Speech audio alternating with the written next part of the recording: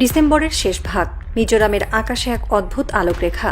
স্থানীয় গ্রামবাসীরা ভয়ে জানালা খুলে তাকায়। দূরে পাহাড়ের ঢালে আলো জ্বলছে, যেন কোনো অচেনা ঘাঁটির জন্ম হচ্ছে নিঃশব্দে। সেই আলো কখনো লাল, কখনো সাদা, আবার কখনো ম্লান হয়ে অদৃশ্য। কেউ বলে সেনারা এসেছে, কেউ বলে যুদ্ধের প্রস্তুতি। আর ওই সময়ই বাংলাদেশের ভেতরে ঢেউ তুলছে অন্য এক আলো, রাগ, শোক আর প্রতিশোধের আলো। ওসমান হাদির রক্ত এখন শুধু এক শহীদের রক্ত নয়, এটি এক জাতির আত্মসম্মানের প্রতীক। যে কিলাররা ভারতের মাটিতে আশ্রয় নিয়েছে, তাদের প্রতি ঘৃণায় ফুঁসছে বাংলাদেশ। রাজধানী থেকে সীমান্ত পর্যন্ত বাতাসে ছড়িয়ে পড়েছে একই প্রশ্ন, আমাদের শহীদের হত্যাকারীদের ঢেকে রাখছে যে দেশ, তার সঙ্গে বন্ধুত্ব কেমন? দিল্লির ঘুম উড়ে গেছে। মোদী সরকার বুঝে গেছে এই গণজোয়ার শুধু ক্ষণিকের নয়। যে বাংলাদেশকে এতদিন কূটনৈতিকভাবে চুপ করিয়ে রাখা যেত, সে এখন আর চুপ নেই। 19 ডিসেম্বর ভোর, আইজলের কাছে খোয়ামপুই নামের এক পাহাড়ি অঞ্চলে অবতরণ করে 3টি সামরিক হেলিকপ্টার। তাতে ছিলেন ভারতের ইস্টার্ন কমান্ডের GOC lieutenant general R C. Tiwari, 3rd কোরের জিওসি অভিজিৎ এস. পেন্থারকর এবং 17 মাউন্টেন স্ট্রাইক কোরের জশ আহলাওয়াদ। তারা এসেছে পরিদর্শনের অজুহাতে, কিন্তু প্রকৃত উদ্দেশ্য স্পষ্ট। চট্টগ্রাম সীমান্তের ঠিক বিপরীতে একটি নতুন সামরিক ঘাঁটির স্থান নির্ধারণ। তারা যে দুটি জায়গা রেকি করেন, পারভা ও শিলসরি, দুটি বাংলাদেশের জন্য সংবেদনশীল। চট্টগ্রাম থেকে দূরত্ব যথাক্রমে 50 ও 60 কিলোমিটার। এই অবস্থান থেকে সহজেই বাংলাদেশের দক্ষিণ পূর্বাঞ্চলকে নজরদারিতে রাখা যায়, এমনকি প্রয়োজনে আকাশপথে হামলার পথও খোলা। ভারতের প্রতিরক্ষা মন্ত্রণালয় এখানেই একটি পূর্ণাঙ্গ ব্যাটালিয়ন হেডকোয়ার্টার স্থাপন করছে। এতদিন এখানে কেবল বিএসএফ এর টহল ছিল, এখন সেনা মোতায়েন হচ্ছে ভারী অস্ত্রসহ। অর্থাৎ মোদী সরকার চিকেন নেক সুরক্ষার অজুহাতে বাংলাদেশের ওপর আক্রমণাত্মক নজরদারি স্থাপন করছে। ওসমান হাদির হত্যার পর বাংলাদেশের মানুষের রাগ ছিল আগুনের মতো, কিন্তু যখন প্রকাশ পেল হত্যাকারীরা ভারতের ভেতরে আশ্রয় পেয়েছে, তখন সেই আগুন রাজনৈতিক বিস্ফোরণে পরিণত হলো। ঢাকার কূটনৈতিক মহলে একটাই আলোচনা, দিল্লি কেন নীরব? মোদী সরকারের নীরবতা ছিল আসলে ভয়, কারণ তারা জানে এই মুহূর্তে বাংলাদেশের জনমত এক পেশে। ভারতের সঙ্গে কোনো সংঘাত হলে জনগণ সরকারকে সমর্থন দেবে, আর সেই বাস্তবতা ভারতের কূটনৈতিক শক্তিকে ভেঙে দিয়েছে। দিল্লির অভ্যন্তরে এখন চলেছে ড্যামেজ কন্ট্রোল, কিন্তু প্রতিটি পদক্ষেপই ভুল দিকে যাচ্ছে, কারণ তারা এখনো বুঝতে পারেনি বাংলাদেশের গণজোয়ারের উৎস রাজনীতি নয়, আত্মমর্যাদা। ভারত বলছে তারা শিলিগুড়ি করিডোর রক্ষার জন্য এই ঘাঁটি বানাচ্ছে, কিন্তু যে ঘাঁটি বাংলাদেশের বাণিজ্যিক হৃৎপিণ্ড চট্টগ্রামের কাছাকাছি, সেটির সঙ্গে শিলিগুড়ির কি সম্পর্ক? বিশ্লেষকরা বলছেন এটি ভারতের নতুন প্রতিরোধ নীতি, আক্রমণ করে ভয় সৃষ্টি। বাংলাদেশের প্রতি এই মিলিটারি পোস্টারিং এর আসল লক্ষ্য হল চাপ সৃষ্টি।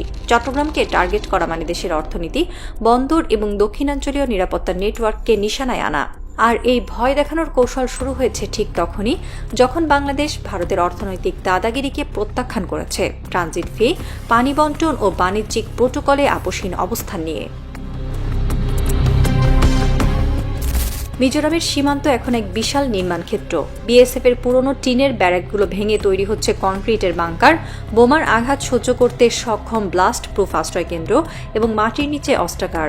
ভারতীয় সেনারা বলছে এগুলো প্রতিরক্ষার জন্য, কিন্তু প্রতিরক্ষা ঘাঁটি কখনো এত কাছে বানানো হয় না যদি উদ্দেশ্য কেবল নিরাপত্তা হয়। দিল্লি জানে এই ঘাঁটি হবে ভবিষ্যতের লঞ্চ প্যাড, যেখান থেকে প্রয়োজনে সার্জিক্যাল স্ট্রাইক চালানো যাবে, ঠিক যেমন পাকিস্তানে তারা করেছিল। এই প্রস্তুতি বোঝায় ভারত এখন কেবল রাজনৈতিক নয়, সামরিক বিকল্পও বিবেচনা করছে বাংলাদেশের বিরুদ্ধে। দিল্লির ভয় শুধু সীমান্তে নয়, মানসিকতাতেও। ডক্টর মোহাম্মদ ইউনূসের নেতৃত্বে বাংলাদেশ যেভাবে একাধিক শক্তির সঙ্গে ভারসাম্য তৈরি করছে, চীন, তুরস্ক, পাকিস্তান, এমনকি যুক্তরাষ্ট্র, তা ভারতের কাছে এক দুঃস্বপ্ন। তারা দেখছে ঢাকার কূটনীতি আর একমুখী নয়। বাংলাদেশ এখন এক বহুমাত্রিক শক্তি, যাকে আর কেউ প্রভাবিত করতে পারছে না। ভারতের গোয়েন্দা সংস্থা রয় রিপোর্ট বলছে বাংলাদেশের নতুন এক শক্তির উত্থান হয়েছে, যারা ভারতের প্রতি অনুগত নয়। এই শক্তি রাজনৈতিক নয়, এটি মানসিক। এক প্রজন্ম যারা বলে আমরা কারো ছায়ায় নয়, নিজেদের সিদ্ধান্তে দাঁড়াতে পারবো। এই চিন্তাধারাই দিল্লির ভিত কাঁপিয়ে দিচ্ছে। পার্বত্য চট্টগ্রামের গা ঘেঁষে হঠাৎ অদ্ভুত সব ঘটনা ঘটছে। কোনো এক রাতের অন্ধকারে পাহাড়ি গ্রামের পাশে অচেনা লোকজন দেখা যায়, আবার ভোরের আলো ফুটতেই তারা উধাও হয়ে যায়। স্থানীয় প্রশাসন বলে এরা নতুন মুখ, তাদের হাতে আধুনিক রাইফেল। সীমান্তরক্ষীরা দেখে কখনো বাংলাদেশি মোবাইল সিগন্যালের সঙ্গে হঠাৎ করে যুক্ত হচ্ছে ভারতের মিজোরাম সীমান্তের এক টাওয়ার, তারপর মিলিয়ে যাচ্ছে। এই অস্বাভাবিকতা এখন কেবল প্রশাসনের উদ্বেগ নয়, এটি জাতীয় নিরাপত্তার প্রশ্ন। বিশ্লেষকরা বলছেন, ভারত সরাসরি নয়, এক ছায়া যুদ্ধ চালু করেছে বাংলাদেশের ভেতরে। লক্ষ্য একটাই, দেশের ভেতর অস্থিরতা সৃষ্টি করে বৈদেশিক নীতি দুর্বল করা। দিল্লি আন্তর্জাতিক গণমাধ্যমে এক কৌশলগত বয়ান ছড়াতে চায়, বাংলাদেশে উগ্রবাদ বাড়ছে, তাই ভারতের হস্তক্ষেপ প্রয়োজন। তাদের পরিকল্পনা হলো আন্তর্জাতিক মঞ্চে নিজেদের শান্তি রক্ষক হিসেবে দেখানো আর বাংলাদেশের বিরুদ্ধে আগাম নৈতিক অনুমোদন অর্জন করা। দিল্লির গোয়েন্দা সংস্থা এখন পাহাড়ের নিষিদ্ধ গোষ্ঠীগুলোকে অর্থ ও অস্ত্র দিচ্ছে, যাতে বাংলাদেশের অভ্যন্তরে অস্থিরতা ছড়ানো যায়। পাহাড়ে হঠাৎ বেড়ে যাওয়া সংঘর্ষ, উগ্রপন্থী দলের তৎপরতা সবই সেই ছায়াযুদ্ধের অংশ।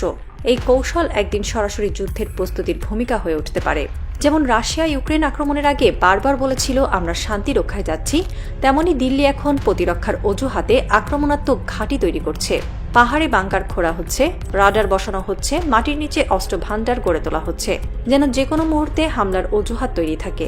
বাংলাদেশের নিরাপত্তা বিশ্লেষকরা বলছেন, এটি এক ধরনের মনস্তাত্ত্বিক যুদ্ধ, যেখানে উদ্দেশ্য হল ঢাকাকে কূটনৈতিকভাবে কোণঠাসা করা। কিন্তু বাস্তবতা হচ্ছে, এই ভয় দেখানোর চেষ্টা উল্টো ভারতকেই অস্থির করে তুলছে, কারণ বাংলাদেশ এখন জানে শক্তির আসল উৎস বাহু নয়, মন। ভারতের এই সামরিক তৎপরতা হয়তো তাদের কাছে কৌশল, কিন্তু এটি দক্ষিণ এশিয়ার স্থিতিশীলতার জন্য ভয়ঙ্কর আগুন। বাংলাদেশের প্রতিরক্ষা বাহিনী শান্ত কিন্তু সতর্ক। চট্টগ্রাম থেকে কক্সবাজার পর্যন্ত উপকূলে নতুন রাডার লাইন চালু হয়েছে।